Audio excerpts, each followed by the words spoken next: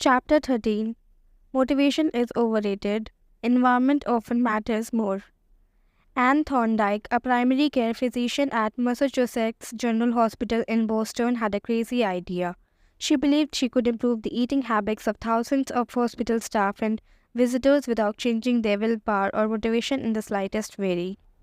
In fact, she didn't plan on talking to them at all. Thorndike and her colleagues designed a 6-month study to alter the choice architecture of the hospital cafeteria. They started by changing how drinks were arranged in the room. Originally, the refrigerators located next to the cash registers in the cafeteria were filled with only soda.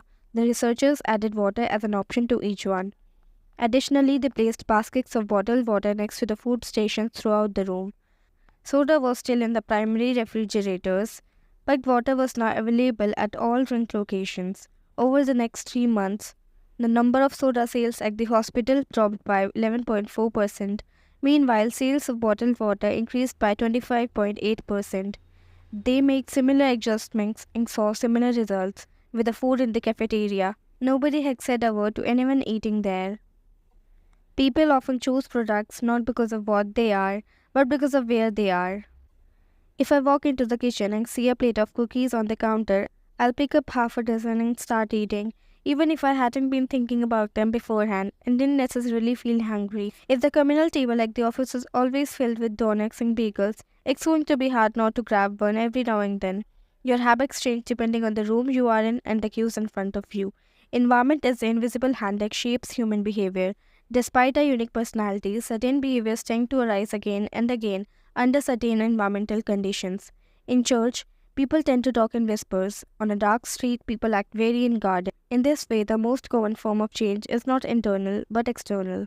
We are changed by the world around us. Every habit is context dependent. In 1936, psychologist Kurt Lewin wrote a simple equation that makes a powerful statement. Behavior is a function of the person in the environment, or B is equal to function PE. It didn't take long for Levin's equation to be tested in business.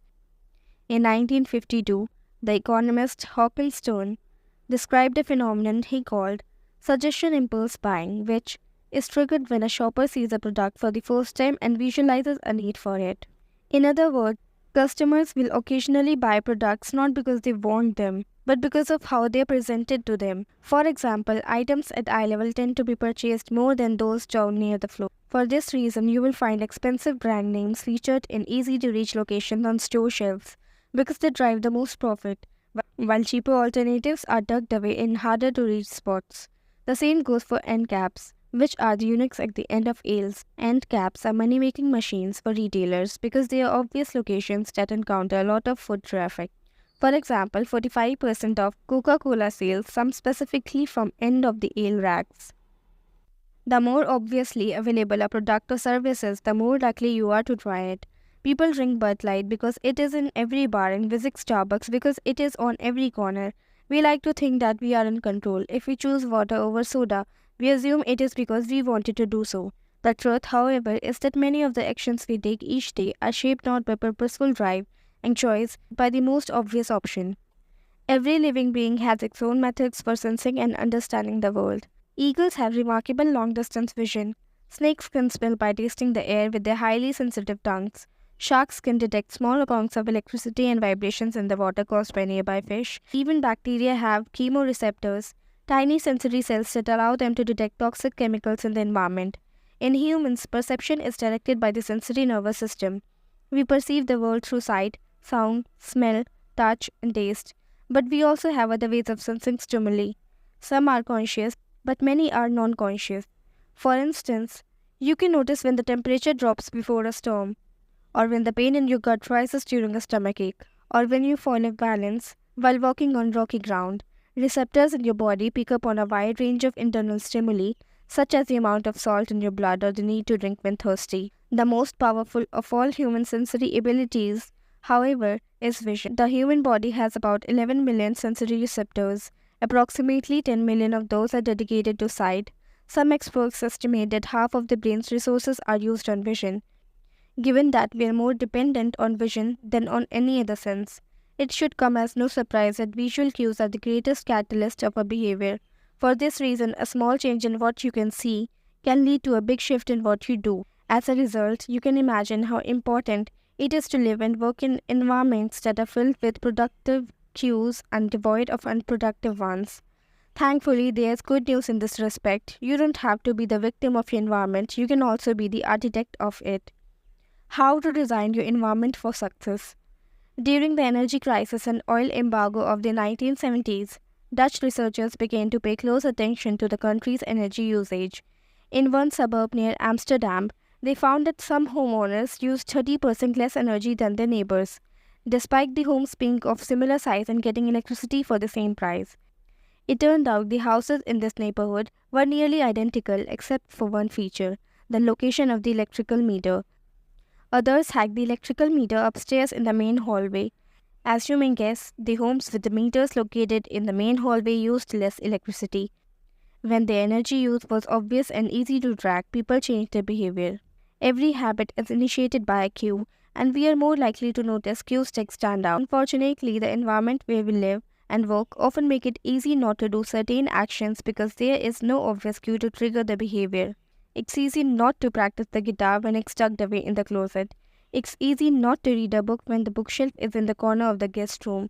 It's easy not to take your vitamins when they are out of sight in the pantry. When the cues that spark a habit are subtle or hidden, they're easy to ignore. By comparison, creating obvious visual cues can draw your attention toward a desired habit. In the early 1990s, the cleaning staff at Schiphol Airport in Amsterdam installed a small sticker that looked like a fly near the center of each urinal. Apparently, when men stepped up to the urinals, they aimed for what they thought was a bug. The stickers improved their aim and significantly reduced spillage along the urinals. Further analysis determined that the stickers cut bathroom cleaning costs by 8% every year. I've experienced the power of obvious cues in my own life. I used to buy apples from the store, put them in the crisper in the bottom of the refrigerator, and forget all about them. By the time I remembered, the apples would have gone bad. I never saw them, so I never ate them. Eventually, I took my own advice and redesigned my environment. I bought a large display bowl and placed it in the middle of the kitchen counter. The next time I bought apples, that was where they went, out in the open where I could see them. Almost like magic, I began eating a few apples each day simply because they were obvious rather than out of sight. Here are a few ways you can redesign your environment and make the cues for your preferred habits more obvious. If you want to remember to take your medication each night, put your pill bottle directly next to the faucet on the bathroom counter.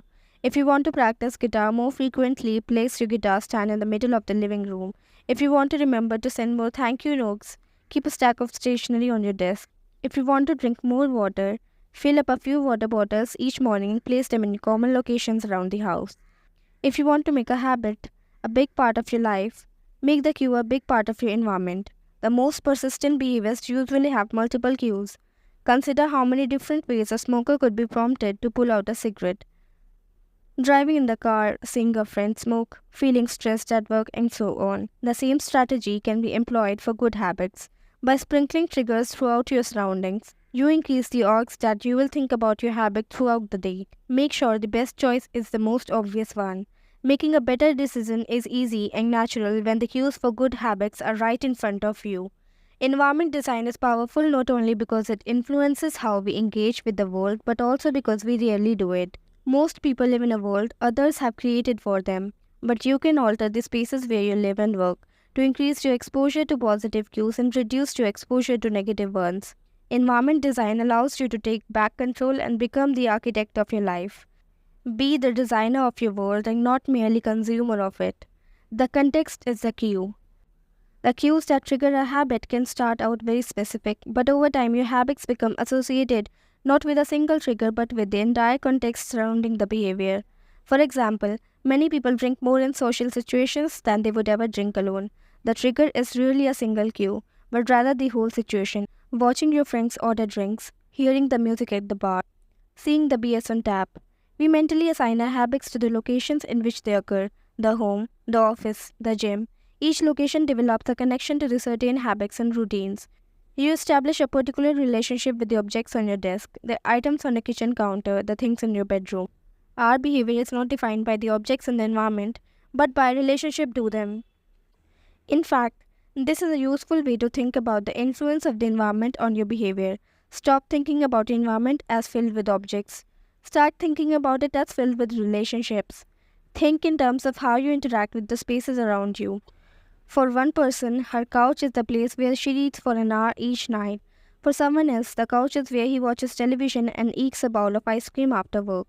Different people can have different memories and thus different habits associated with the same place. The good news? You can train yourself to link a particular habit with a particular context. In one study, scientists instructed insomniacs to get into bed only when they were tired. If they couldn't fall asleep, they were told to sit in a different room until they became sleepy. Over time, subjects began to associate the context of the bed with the action of sleeping, and it became easier to quickly fall asleep when they climbed in bed. Their brains learned that sleeping, not browsing on their phones, not watching television, not staring at the clock, was only the action that happened in that room. The power of context also reveals an important strategy. Habits can be easier to change in a new environment. It helps to escape the subtle triggers and cues that nudge you toward your current habits. Go to a new place, a different coffee shop, a bench in the park, a corner of your room you seldom use, and create a new routine there. It is easier to associate a new habit with a new context than to build a new habit in the face of competing cues. It can be difficult to go to bed early if you watch television in your bedroom each night. It can be hard to study in the living room without getting distracted if that's where you always play video games. But when you step outside your normal environment, you leave your behavioral biases behind. You aren't battling old environmental cues, which allows new habits to form without interruption. Want to think more creatively? Move to a bigger room, a rooftop patio, or a building with expensive architecture. Take a break from the space where you do your daily work, which is also linked to your current thought patterns. Trying to eat healthier? It is likely that you shop in autopilot at your regular supermarket. Try a new grocery store. You may find it easier to avoid unhealthy food when your brain doesn't automatically know where it is located in the store. When you can't manage to get to an entirely new environment, redefine or rearrange your current one. Create a separate space for work, study, exercise, entertainment, and cooking. The mantra I find useful is one space, one use. When I started my career as an entrepreneur, I would often work from my couch or at the kitchen table. In the evenings, I found it very difficult to stop working. There was no clear division between the end of work time and the beginning of personal time. Was the kitchen table my office or the space where I ate meals? Was the couch where I relaxed or where I sent emails? Everything happened in the same place. A few years later, I could finally afford to move to a home with a separate room for my office. Suddenly, work was something that happened in here, and personal life was something that happened out there. It was easier for me to turn off the professional side of my brain when there was a clear dividing line between work life and home life. Each room had one primary use. The kitchen was for cooking, and the office was for working. Whenever possible, avoid mixing the context of one habit with another. When you start mixing context, you will start mixing habits, and the easier ones will usually win out. This is one reason why the versatility of modern technology is both a strength and a weakness. You can use your phone for all sorts of tasks, which make it a powerful device. But when you can use your phone to do nearly anything, it becomes hard to associate it with one task. You want to be productive, but you are also conditioned to browse social media, check email, and play video games whenever you open your phone. It's a mismatch of cues. You may be thinking, you don't understand. I live in New York City. My apartment is the size of a smartphone. I need room to play multiple roles. Fair enough. If your space is limited, divide your room into activity zones. A chair for reading, a desk for writing, a table for eating. You can do the same with your digital spaces. I know a writer who uses his computer only for writing, his tablet only for reading, and his phone only for social media and texting. Every habit should have a home. If you can manage to stick with this strategy, each context will become associated with a particular habit and mode of thought. Habits thrive under predictable circumstances like these. Focus comes automatically when you are sitting at your work desk. Relaxation is easier when you are in a space designed for that purpose. Sleep comes quickly when it is the only thing that happens in your bedroom. If you want behaviors that are stable and predictable, you need an environment that is stable and predictable. A stable environment where everything has a place and a purpose is an environment where habits can easily form.